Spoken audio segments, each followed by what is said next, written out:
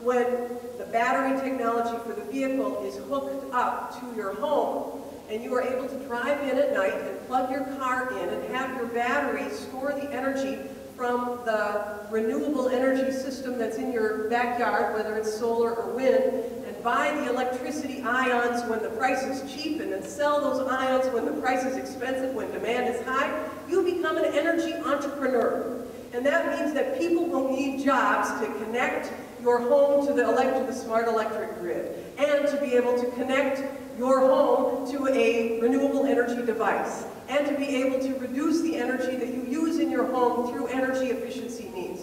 The system that is going to be created is an intelligent system that will require all kinds of jobs for all kinds of people. And so much of that system is going to be centered upon what Michigan is doing with the battery.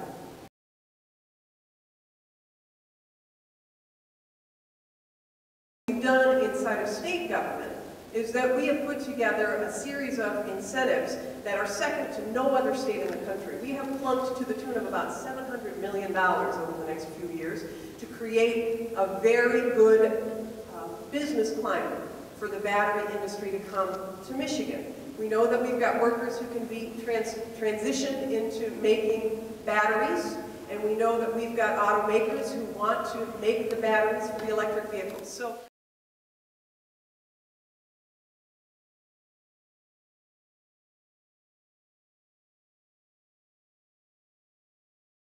second area is, again, looking at our strengths.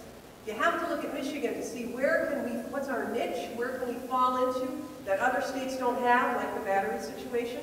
Obviously, we've got more miles of shoreline. So all of these states who are windy, I mean, Montana can produce wind, and we could too, but they can't manufacture the turbines like we can, because we've got available factory space. And we've got the infrastructure associated with transporting these wind turbines. And we have suppliers who can do all of the component parts who are hungry and ready to go. And we have a workforce that knows how to do CNC machining and who can be trained to be able to make the component parts for these big wind turbines. And we have water to be able to transport the turbines on. But then you combine it with the policy changes that we pushed through last year. We didn't push them through soon enough, but I'm very impatient, and I suppose the legislature takes its time sometimes. But we have a renewable portfolio standard. Obviously, that creates a demand. 10 by 15, again, it's too low, but it's a step. But we added on that this year when I, in my State of the State, said we were going to reach for a 45% reduction in our reliance on fossil fuels by the year 2020. 45 by 20.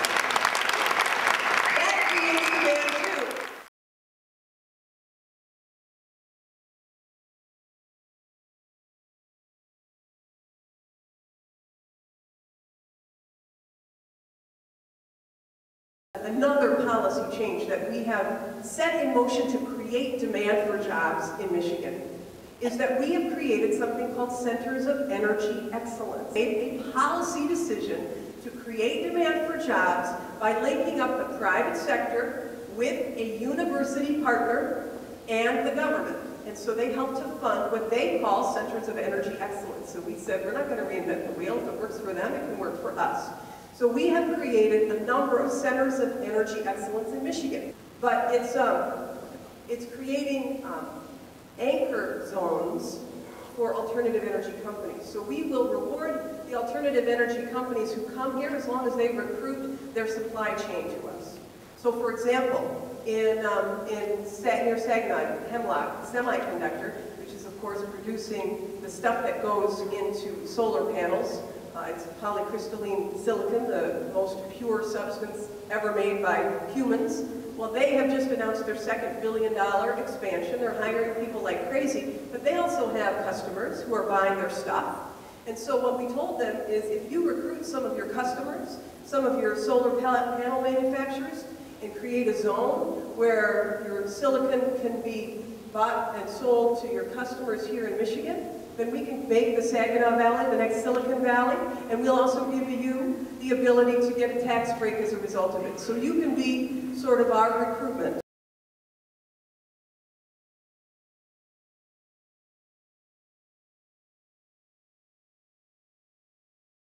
So part of our policy change to be able to get that energy out is to allow for people to sell it back to the grid. So true net metering is part of our strategy to allow citizens to install both small wind systems as well as solar panels on their homes.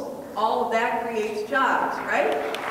If you're going to get people employed, then citizens need to be able to call and say, I want to put one of those Mariah Power wind spires in my backyard, have it paid for through the savings that I'll be achieving and through the tax credits that the federal government has now adopted, a 30% tax credit for the production of renewable energy. I want my home to be able to use the energy that I create, and then if I make more energy than I need, to sell it back to the grid.